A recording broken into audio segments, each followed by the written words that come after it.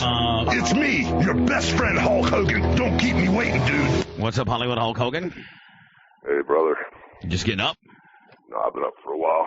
Go back to a little torqued up. I mean, that was the most that you've worked in a long, long time, buddy. Pillar to post. I want to thank you for last night.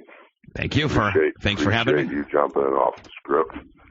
Really cool. Really cool. That's how we have to do it, man. We got to do it off the script because things come across real well when we do it off the script. Brother, I think, just after last night, we're starting to show these guys that just, you and I were kind of like calling audibles on the run. It's kind of crazy. I got to tell you, man, all the websites, I'm going to be honest with you, man, all the websites that usually, the Torch and the SteelCage.net and all the ones that usually just sit there and kill TNA because, Vince is the more popular, sexier program to follow at this juncture, in their opinion. I got to tell you, man, tell Eric or Vince or any of the guys to go look at it. TNA, by most people's standards, outdid Monday Night Raw last night. Seriously. First off, I used to see the Torch thing many years ago. Right. And Meltzer many years ago. I don't know about the other ones, but I know we just started running wide open because we had, a couple guys that were hurt, and we were ready to do a whole different thing, and all of a sudden you walked in and you could see I was scrambled. Yeah, big time. So I just said, follow the role. Everything from, off the script, nobody knew what was going on. When you and I started going to the ring, nobody knew what was going on in the back room. Man, I tell you, Hardy tore the place down. RVD tore the place down. Sting, man, when he came in, got a huge pop. When he turned heel, it was huge. Beer Money looked good. Everything was good last night. I got to tell you. Yeah, it's really starting to have this life like a real wrestling company, and it is. And there's a lot of life there, and I think that let's just feeling this thing out instead of just going by a stock little script. Just shows a whole new deal. Well, that's the problem. They have had these stock little scripts, and stock little scripts has got them, so far. It's time to really, really, really turn it up. And boy, I know what's coming. I've not said a word, but wait till they see what, you have up in store, which, I know you and I spoke about. Wait till the next thing. I'll just call it the thing. Wait till the next thing happens. That's really going to be good. Well, you and I had talked, I think the night before or something. And, the second day of TV has been already laid out and stuff, and all of a sudden I called you and said, Bubba, I just feel something different, man. And I told you, you went, yeah, that's going to be it. But you know what I'm saying? You just got to feel this thing out. You just can't write these shows and have some girl tell you what to say and what to do and how to wrestle. It's just you got to have almost a little bit of a guide about who you want to do what, and then you got to once you get up in the day, things change day by day, and once you get up in the day, then you just you're able to call a ton of intangibles and a ton of audibles. You're able to call audibles, and you called about 9 different audibles last night, and 9 of which were all good. I mean, they were all good, from the way you used Sting to the way that you used Hardy. Both of those were heavy changes from what you had initially done, just based on injuries and stuff, and it all worked out good. And you got to admit, man, you were scrambled when I first walked in there. Oh yeah, I just got the news that everything, matches and stuff we had laid out, we had to just change everything. So the funny part was when they saw you and me conniving around in the back, they didn't know what we were up to, And so just the stuff going to the ring and that whole interview in the back where you're just supposed to be sitting there and you're supposed to leave. Yeah.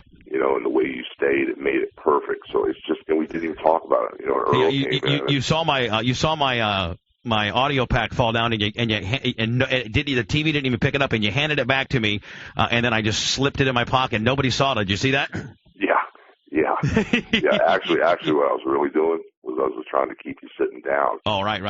Because the camera had to split the difference. All of a sudden, naturally, you stood up, which was cool. It brought me back up. Right.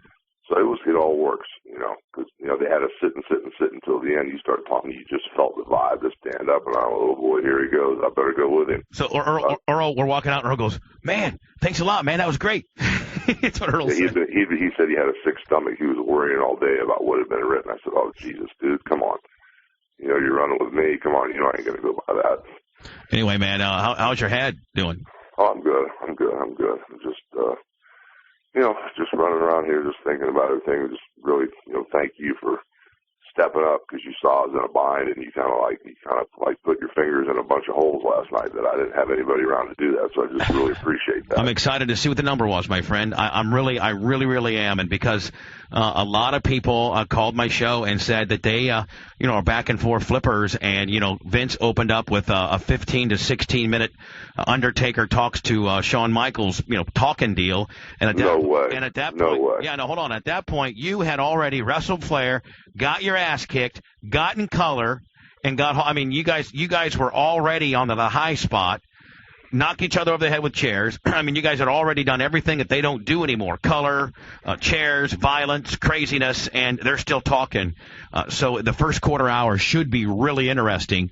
And in the last, it was great how you hooked them because you had, Hogan in there, opening, middle, and close, and Juice, Color, Violence, Hardy, RVD. It looked good. It looked good last night. Yeah, RVD came out about, I don't know what time it was, 4 or 5 minutes to 10. The place just blew.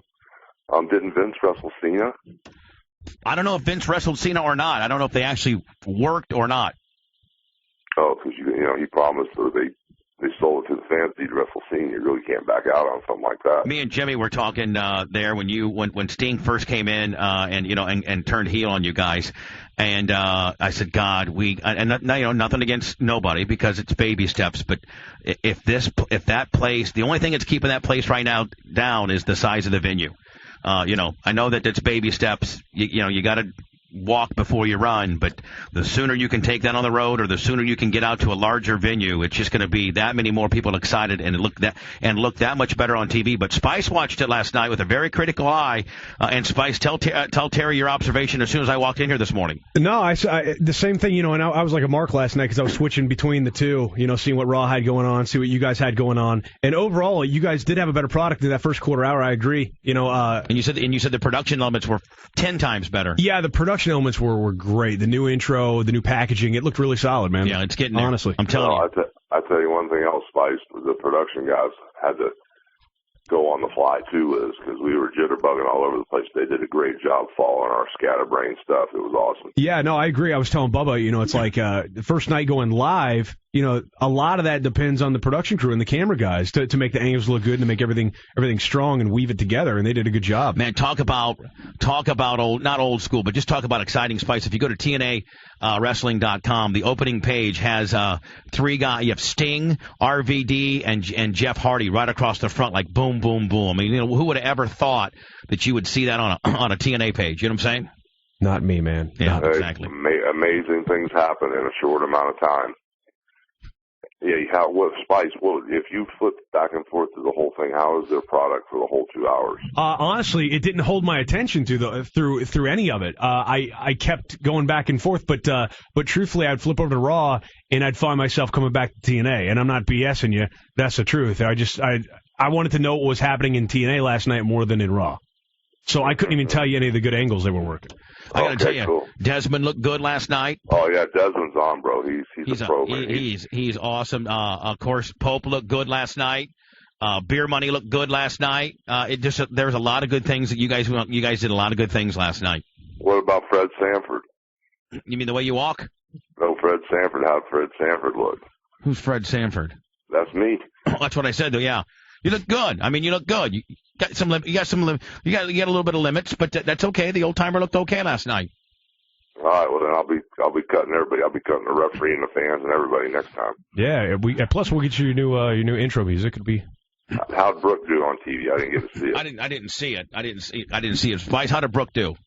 As far as I know, she